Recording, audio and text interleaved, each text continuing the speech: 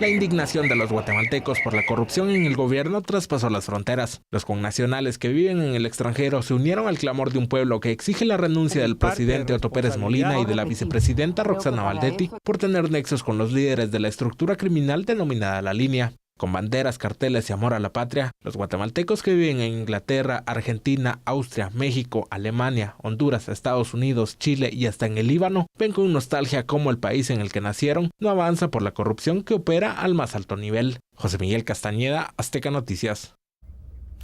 Hubo focos de manifestación, hubo manifestaciones además importantes en varios lugares, porque no solo estamos hablando de la Plaza de la Constitución, estamos hablando de lo que fue escenario principalmente en el Parque Central de Quetzaltenango, que también fue bastante grande para aquella ciudad. En Totonicapán también hubo una protesta importante y podemos ver pues los casos de estos grupos de guatemaltecos residentes en otros países que se dieron.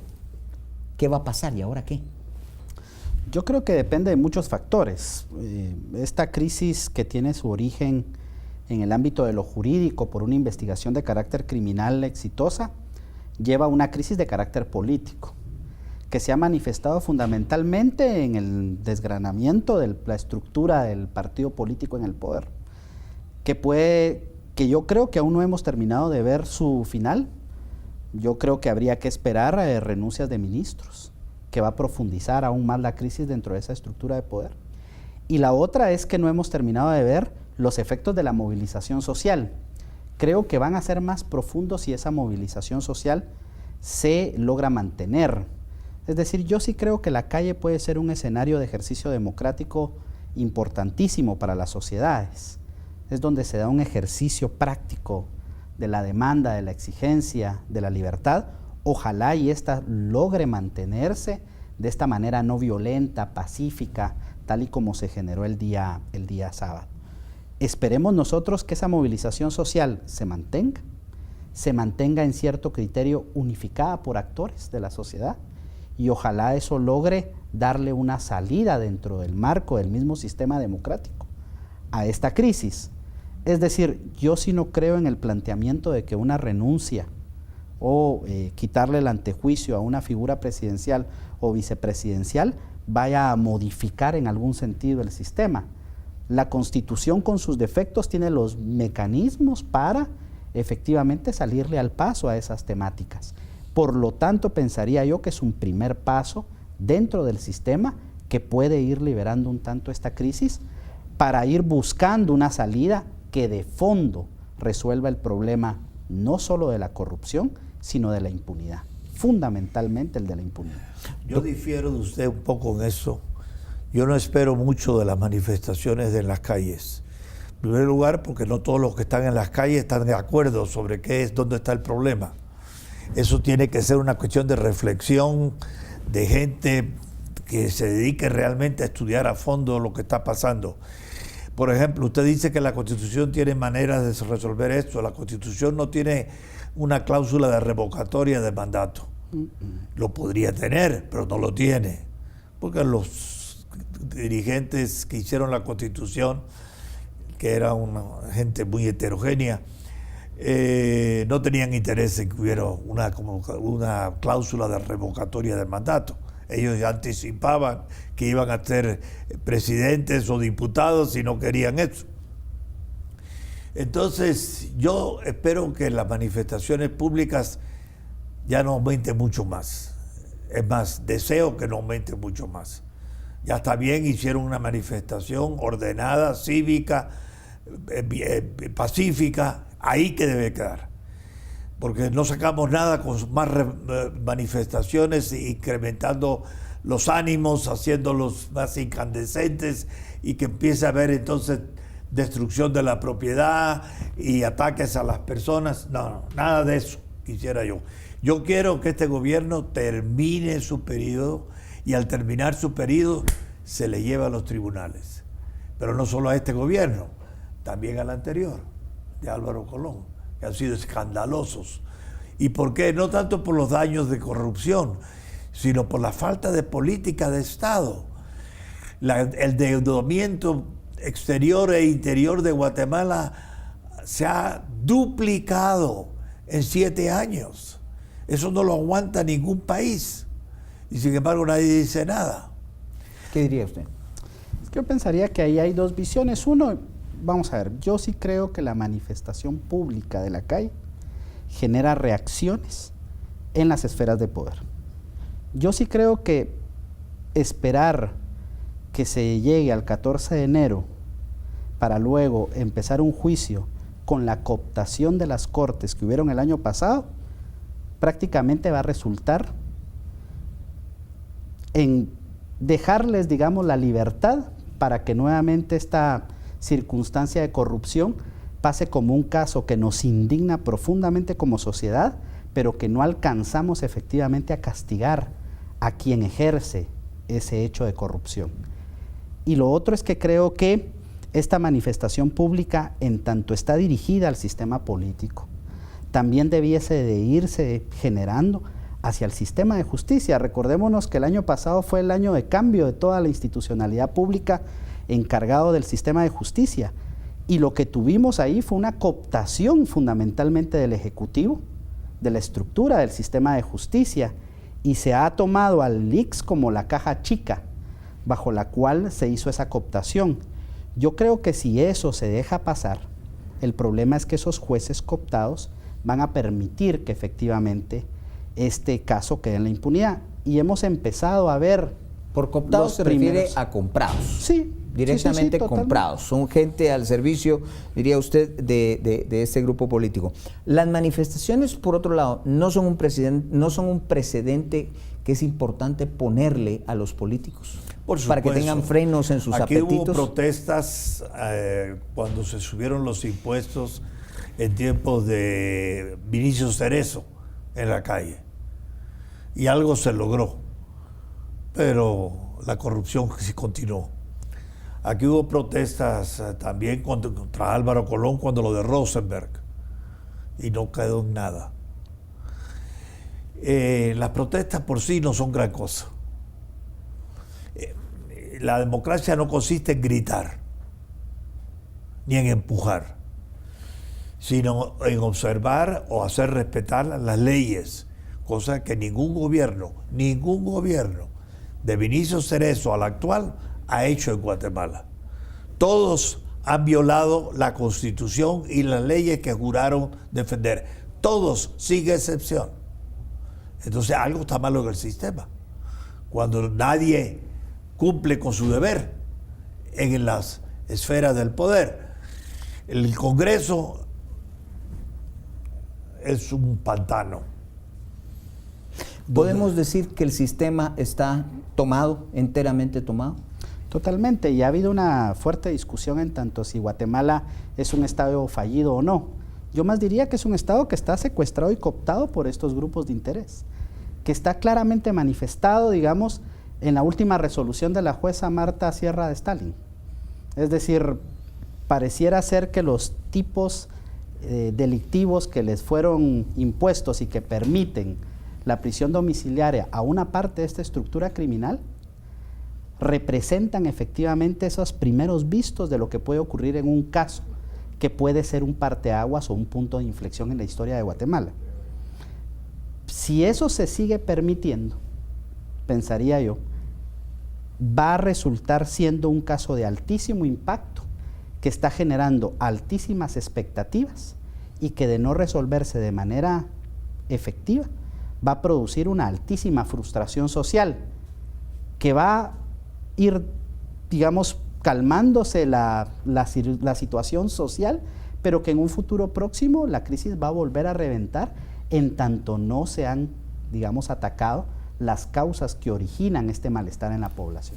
Las leyes tienen que ser corregidas, la Constitución tiene que ser corregida, pero los llamados a corregirla desgraciadamente son los delincuentes que en este momento también están sirviéndose del gobierno. ¿Cómo puede entonces una sociedad hacer que esos delincuentes hagan lo que supuestamente la sociedad quiere que se haga? Bueno, en primer lugar, yo no creo que ningún fenómeno social se pueda entender al corto plazo. No se puede entender.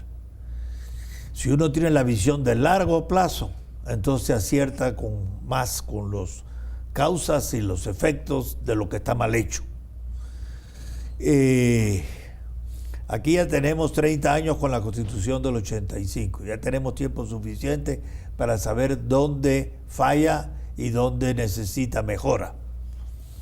Ahora, si van a hacer reformas a la Constitución los diputados, por supuesto van a ser muy malas.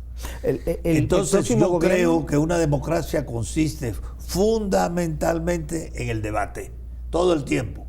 Y así nos vamos educando los unos a los otros. Ahora, el próximo gobierno, casi sea cual sea, tiene casi previsto venir y citar a una Asamblea Nacional Constituyente en los primeros meses. Es el plan. De hecho, hay varios proyectos de constitución que ya están circulando. Uno de ellos del grupo de Alfonso, de Alfonso Cabrera, sí, que están tratando de hacer eso y manipular.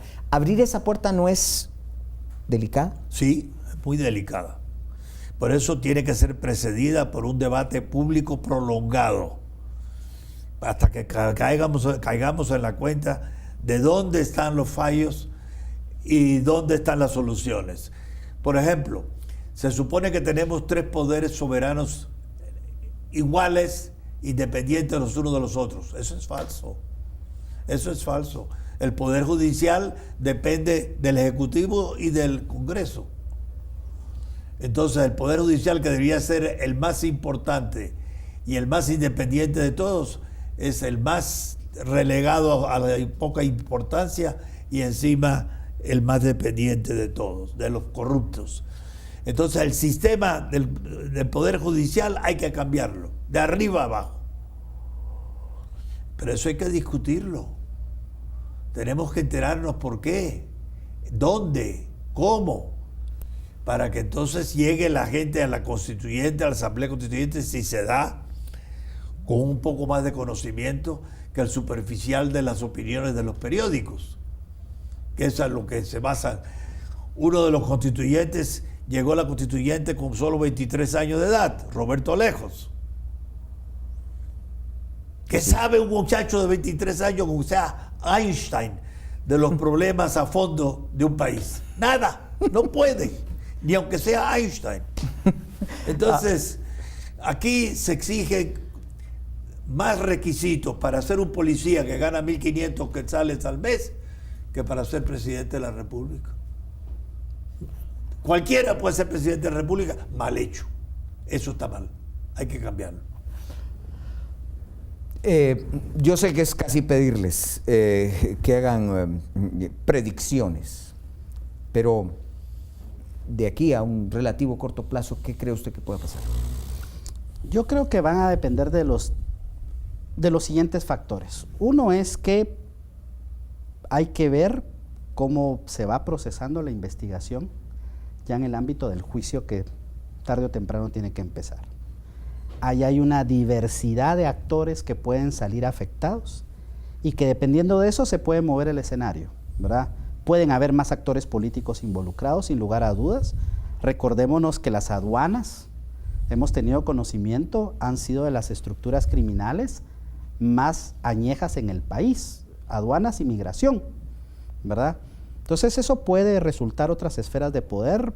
Conocemos, según la investigación, lo que se ha conocido es que 1,000 empresas solicitaron a esta red criminal La Línea sus servicios durante esos 9 meses y medio, 10 de investigación.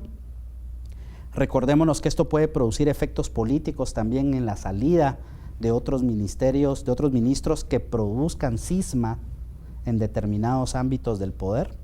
Usted ha insistido en eso bastante. ¿Cree usted que algún ministro va a renunciar en los próximos días? Es que yo creo que ahí, digamos, uno pudiera pensar que la salida de Alejandro Sinibaldi del Partido Patriota va a llevar consigo un grupo que estaba dentro del Partido Patriota porque había un proyecto político que queda roto en tanto una parte de ese proyecto es el que logra dominar el campo dentro de ese partido político.